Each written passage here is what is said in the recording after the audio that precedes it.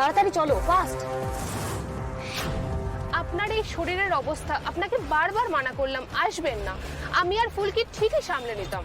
না সম্পূর্ণা, ফুলকি তোমাকে যে খবরটা দিল তারপর আমি বিশ্রাম নেব, সেটা কি হয়? ডিউটি সবার আগে। তোমাকে বললাম না তাড়াতাড়ি চলো, ফাস্ট।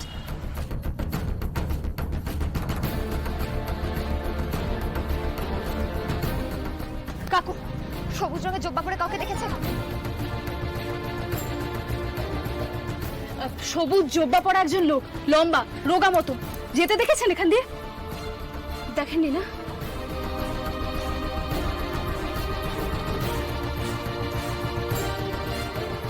শুনুন না, বলছি একটা সবুজ জব্বা পরার লোককে যেতে দেখেছে?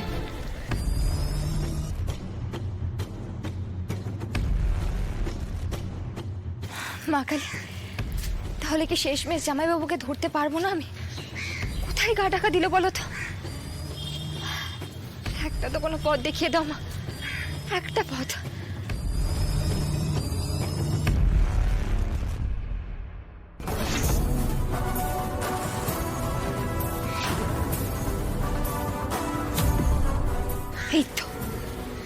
এই তো পেয়েছি মনে হচ্ছে। এই তো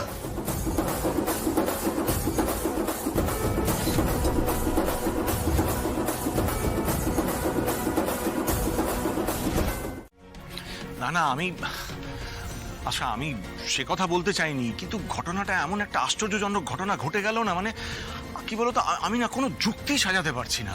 এরপর পুরো ব্যাপারটা জানাজানি হয়ে যাবে, তখন সকলকে আমরা কি উত্তর দেব? হ্যাঁ, ধানসিঁড়ি আর ফুলকি তো সবার আগে খবরটা ছড়াবে। ওরা তো রুদ্ররূপ সান্যালের পিছন পিছন গেল এই সুড়ঙ্গ ধরে, আর ফুলকি তো এই রাজবাড়ির কোনা গুপচি সুড়ঙ্গ সমস্ত কিছু চিনে নিয়েছে শুধুমাত্র তোমার জন্য। কিন্তু মা আমাদের তো জানতে হবে যে রুদ্ররূপকে জেল থেকে পালাতে কে সাহায্য করেছিল এবং কেই বা ওকে এখানে নিয়ে এলো, সেটা তো আমাদের জানা দরকার। আমাদের রাজবাড়ির কেউ যদি এই কাজের সঙ্গে যুক্ত থাকে, সেটা না জানলে আমাদের ভবিষ্যতে অনেক সমস্যায় পড়তে হতে পারে। মা, পুলিশ আসছে, সাথে সাংবাদিকরাও আসছে।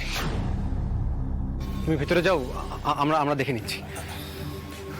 দাদা, ফুলকি আর বৌরানী ওদের সাথে আসছে। মা তুমি প্লিজ ভিতরে যাও মা। এই মেয়েটা আর কি জানে কে জানে, কিভাবে কে থামানো যাবে কে জানে।